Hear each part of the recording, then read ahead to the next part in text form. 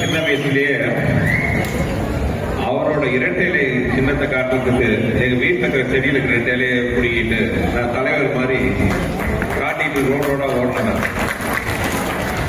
அப்படிப்பட்ட எனக்கு புரட்சி தலைவரால் உருவாக்கப்பட்டு புரட்சி தலைவி அம்மாவால் வளர்க்கப்பட்டு இன்று புரட்சி தலைவர் புரட்சி தமிழர் EPS ஐயா அவர்களால் போற்றி பாதுகாக்கப்படும் இரட்டை இலை சின்னத்தில் மதுரை மத்திய தொகுதியில் வேட்பாளராக என்னை நிறுத்தியதற்கு மதிப்புக்குரிய அனைத்து இந்திய அண்ணா திராவிட முன்னேற்ற கழகத்தின் பொதுச் செயலாளர் அண்ணன் எடப்பாடியார் அவர்களுக்கும் மதிப்பிற்குரிய புதிய நீதி கட்சியின் தலைவர் என் அண்ணன் மூத்த சகோதரர் என் குடும்பத்தில் மூத்தவர் மதிப்புக்குரிய AC சண்முகம் ஐயா அவர்களுக்கும் எனது நெஞ்சார்ந்த நன்றியை தெரிவித்துக் கொள்கிறேன். இந்த தொகுதிக்கு நான் வந்தபோது புதிய தொகுதியா இருக்குதே அப்படின்னு நினைக்கும் போது வழிகாட்ட நான் இருக்கேன் அப்படின்ட்டு எல்லா வகையிலும் எனக்கு ஒரு அண்ணனாக முன்னிறுத்தி என்னை வழிநடத்தும் மதிப்புக்குரிய மாவட்ட செயலாளர், அடுத்த மாதம் அமைச்சராக போகும் என் மதிப்புக்குரிய அண்ணன் செல்வராஜ் அவர்களே, திரு ஒரு அருமையான உரையாற்றிய திரு அண்ணன் மாரி செல்வ சக்கரவர்த்தி மாவட்ட செயலாளர் பாரதிய ஜனதா கட்சி அவர்களே, அமமுக கழகத்தின் மாவட்ட செயலாளர் ராஜலிங்கம் அவர்களே, தமிழ் மாநில காங்கிரசின் மாவட்ட தலைவர் ராஜாங்கம் அவர்களே, IJK கட்சியின் மாவட்ட செயலாளர் ராமகிருஷ்ணன் அவர்களே, IJK மாநில அமைப்பு துணைச் செயலாளர் முத்துராஜ் அவர்களே, பெருந்தலைவர் மக்கள் கட்சி மாநில தலைவர் தனபாலன் அவர்களே, பெருந்தலைவர் மக்கள் கட்சி மோகன் அவர்களே, இன்னைக்கு தான் பார்த்திருக்காங்க.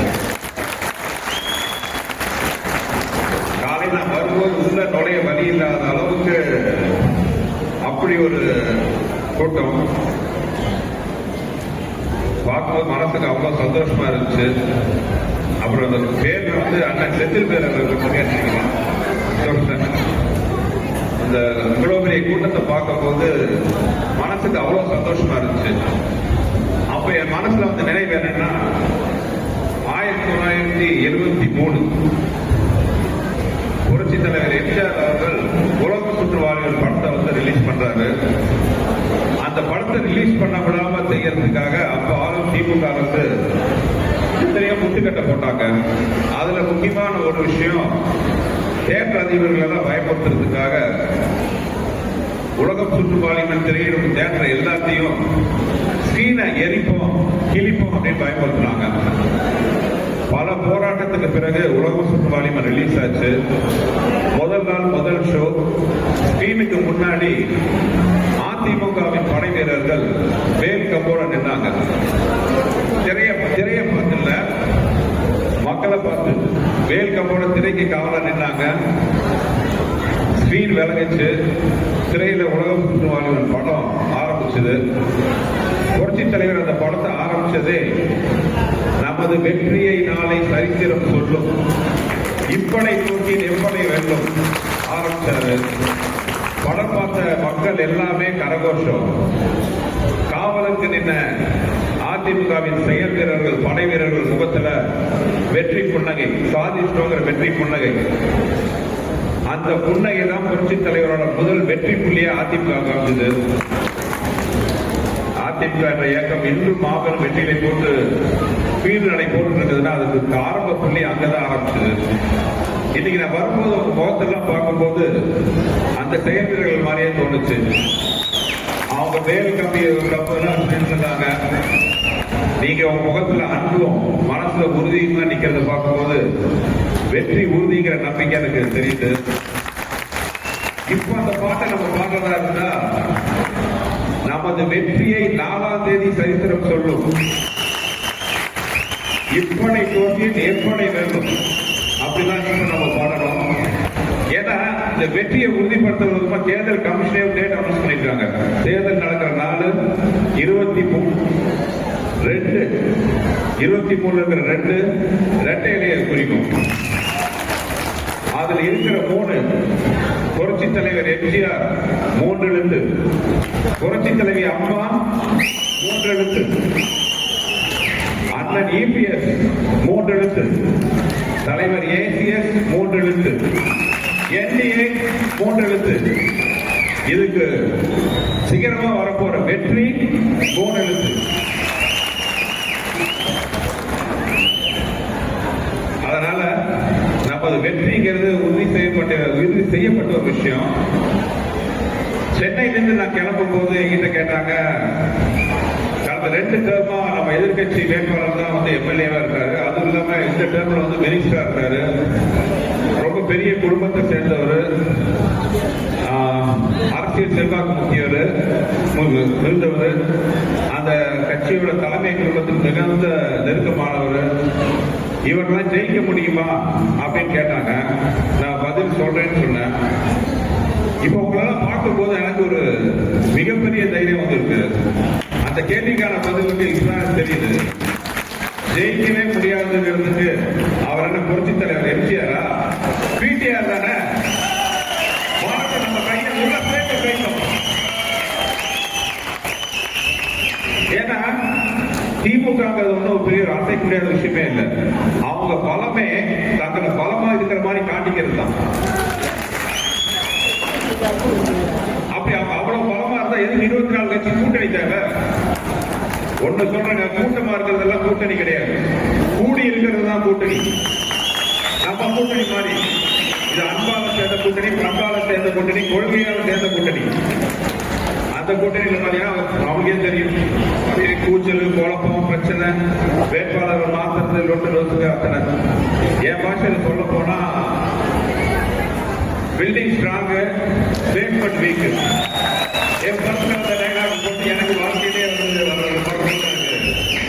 சிரிப்பா இருக்குது.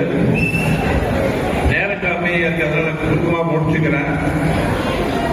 முந்தா நாள் மதிப்புக்குரிய தமிழக முதல்வர் மதுரைக்கு வந்திருந்தாரு, பேசினாரு. அதுல வந்து மத்திய அரசு மதுரையை வச்சுட்டுதான் சொன்னாரு. இதை கேட்கும்போது சிரிப்பு தான் வந்துச்சு. உண்மை என்னன்னு நம்ம எல்லாத்துக்குமே தெரியும். 2015 ஸ்மார்ட் சிட்டிங்கிற ஒரு ஸ்கீம் வந்துச்சு. இந்தியாவின் தலை சேர்ந்த 100 நகரங்களை முன்னேற்றத்துக்காக மத்திய அரசால் கொண்டு வரப்பட்ட ஒரு ஸ்கீம். அந்த ஸ்கீம்ல மதுரையை இடம்பெற்றுச்சு. மதுரைக்கு ஸ்பெஷல் அந்தஸ்து கொடுத்திருந்தாங்க. ஹெரிடேஜ் டெவலப்மெண்ட் சொல்லிட்டு தனியா ஒரு அந்தஸ்து கொடுத்தாங்க.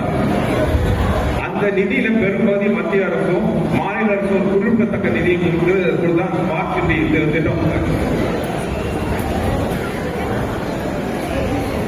ஸ்மார்ட் சிட்டி திட்டம் உருவாச்சு. அப்போ இருந்த அதிமுக எடப்பாடி தலைமையிலான ஆட்சியில, அம்மா தலைமையிலான ஆட்சியில மத்திய அரசோட இணைந்து அந்த ஸ்மார்ட் சிட்டி மூலமா உருவான திட்டங்கள் தான் இப்ப நம்ம முன்னாடி இருக்கிற பெரிய பஸ் நிலையம் ஆகட்டும், வைகையாரை சுத்தி இருக்கிற தடுப்பு சோர்கள் ஆகட்டும், மீனாட்சி அம்மன் கோயிலை சுத்தி இருக்கிற நடைபாதைகள் ஆகட்டும், சோலார் லைட் ஆகட்டும், மல்டி லெவல் கார் பார்க்கிங் ஆகட்டும். இப்ப இவங்க தாங்க திறந்து வச்சுதான் ஒரு பேரை போட்டு திறந்து வைக்கிறாங்க பாலங்கள். அந்த திட்டம்லாம் அப்ப போடப்பட்டதுதான். இந்த மாதிரி மதுரைக்கு எத்தனையோ திட்டம் வந்துச்சு. வர வேண்டியிருக்கும் போதுதான் எதிர்பாராத திமுக ஆட்சி வந்துச்சு.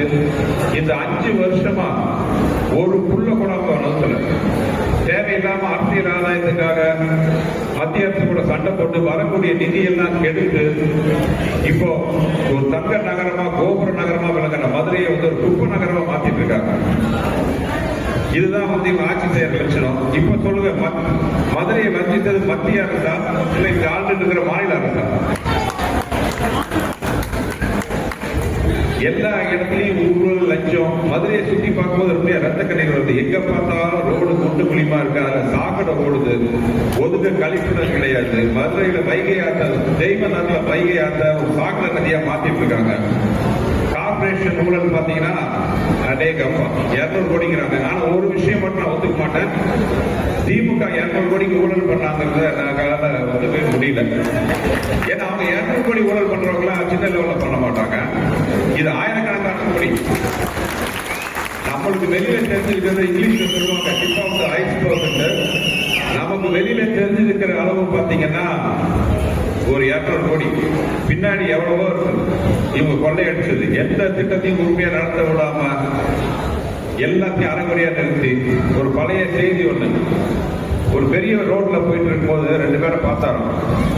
ஒருத்தன் 3 அடிக்கு கேப் விட்டு குழிய நோண்டிட்டு இருக்கான். அவனுக்கு பின்னாடி வரவன் அந்த வெட்ட குழிய மூடிட்டு இருக்கான். பெரியவருக்கு ஒன்றும் புரியல. என்னப்பா அவன் குழிய வெட்டுறான், நீ பின்னாடியே போய் மூடிட்டு இருக்க, என்ன விஷயம்? ஐயா, இது அரசாங்க வேலை நடந்துட்டு இருக்கீங்கயா, ஒரு டெண்டர் ஒர்க் போயிட்டு இருக்கு. டெண்டர் ஒர்க் புரியலையே, என்ன விஷயம்? இல்லைங்கயா, அந்த எனக்கு புளிய தோன்ற டெண்டர், இன்னொருத்தருக்கு அந்த செடியை நடுற டெண்டர், 3வது ஆளுக்கு செடியை நடுறதுக்கு அப்புறம் புளிய போடுற டெண்டர். நானும் 3வது ஆளும் கட்டி கரெக்டா பேசி கொடுத்துட்டு டெண்டர் கொடுத்துட்டாங்க. இந்த செடியை நடுறவனோட டெண்டர் ஒர்க் அவுட் ஆகலாம், அவன் கட்டிக்கு பேச்சுவார்த்தை போயிட்டு இருக்கு. நாங்க பணத்தை போட்ட காசு எடுக்கணும் இல்லையா, அதனால நாங்க எங்க வேலையை ஆரம்பிச்சோம். அதனால நான் புளிய தோன்றேன், இவன் போடுறான், பின்னாடி சரி நேரம் வரட்டும் அப்படிங்கிறாரு. இப்படிதான் காரண காரியம் இல்லாமல் இந்த அரசாங்கத்துல மக்களோட வரி பணம் வீணா போயிட்டு இருக்கு. எந்த உறுதியான காரியமும் நடக்கல. இது எல்லாமே பாத்தீங்கன்னா நம்ம மதுரை மத்திய தொகுதி மக்கள் விழித்துக் கொள்ள வேண்டிய நேரம் வந்துருச்சு. இரட்டை இலை மலர வேண்டிய நேரம் இப்ப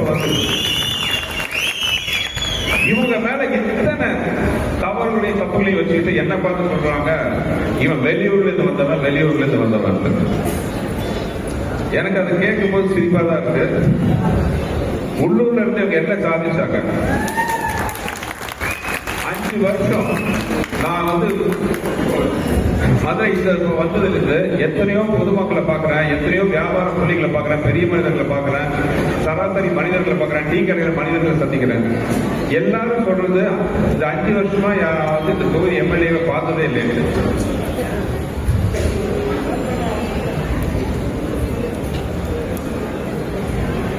இந்த தொகுதி எம்எல்ஏவை பார்த்ததே இல்லைங்கிறதா இங்க இருக்கிற எல்லா மக்களோட கம்ப்ளைண்ட் வரும்.